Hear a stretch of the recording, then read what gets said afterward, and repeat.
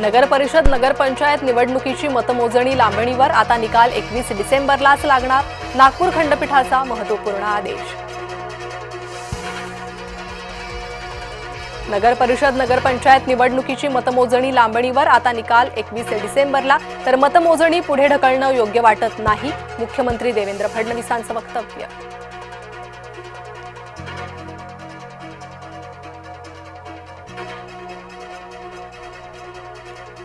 हे यंत्रणांचं अपयश, मुख्यमंत्री देवेंद्र फडणवीस यांचं वक्तव्य। मतमोजणी लांबणीवर गेली, त्यामुळे मुख्यमंत्री देवेंद्र फडणवीसांनी व्यक्त केली नाराजी।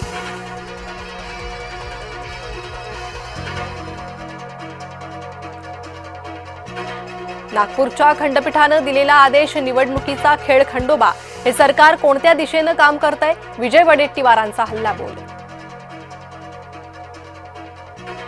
मतमोजणी पुढे ढकलण्यावरून चर्चांना उधाण, त्यांना काहीतरी सेटिंग करायची असेल, शिवाय संशय घेण्यास वाव आहे, आमदार निलेश राणेंचा भाजप आणि निवडणूक आयोगावर हल्लाबोल। बुलढाण्यात बोगस मतदारांचा सुळसुळाट, आमदार संजय गायकवाडांच्या मुलानं मतदाराला पळवून लावलं, कुणाल गायकवाडच्या बोगस मतदाराला अभय। राज्यातील 264 नगरपालिका आणि नगरपंचायतींसाठी शांततेत मतदान सुरू, राज्यात सकाळी 11 वाजेपर्यंत सरासरी 11% मतदान। सिंधुदुर्गात शिंदेंच्या सेनेकडून पैसे वाटप, पैशाची बॅग एकनाथ शिंदेंनीच आणल्याचा वैभव नाईकांचा गंभीर आरोप। मालवणात भाजपच्या थैल्यांना बॅगेनं उत्तर, पैशांच्या बॅगा प्रकरणावरून राऊतांचं ट्विट चर्चेत।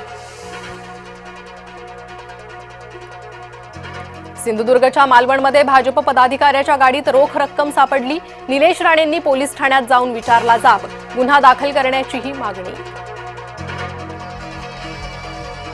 हिंगोलीत 1 कोटीची रक्कम सापडली, निवडणूक विभागाच्या भरारी पथकाची कारवाई। बुलढाण्याच्या खामगावमध्ये पैसे वाटपाचा प्रकार, 50,000ची रोकड जप्त, निवडणूक आयोगाच्या भरारी पथकाची कारवाई। भोरमध्ये मतदानावेळी निवडणूक आयोगाच्या नियमाचं उल्लंघन, ईव्हीएमची हळद कुंकवानं पूजा करत केली आरती, भोर नगर परिषदेच्या मतदान केंद्रावरील धक्कादायक प्रकार।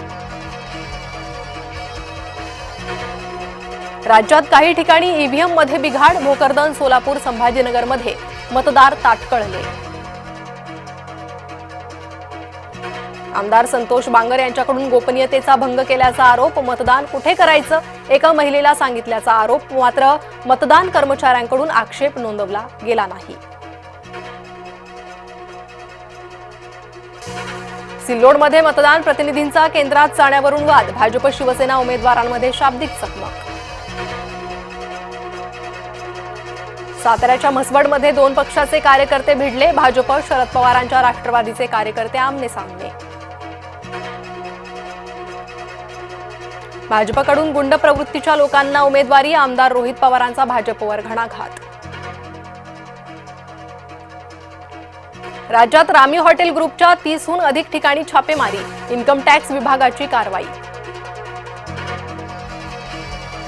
भंगारातून रेल्वेनं कमावले तब्बल 243 कोटी, गेल्या 3 वर्षातील भंगारातून कमाईचा मोडला रेकॉर्ड।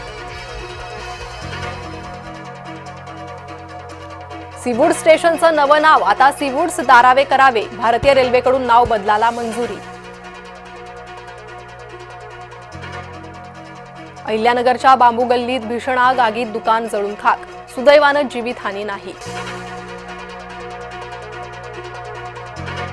T20 मालिकेसाठी शुभमन गिलची तयारी सुरू, एनसीएमध्ये गिलच्या तंदुरुस्तीचं मूल्यांकन सुरू। गौतम गंभीर आगरकर आणि रोहित विराट यांच्यातील मतभेद आले समोर, बीसीसीआय करणार मध्यस्थी, टीम इंडियामध्ये सारं काही आलबेल नसल्याचं समोर।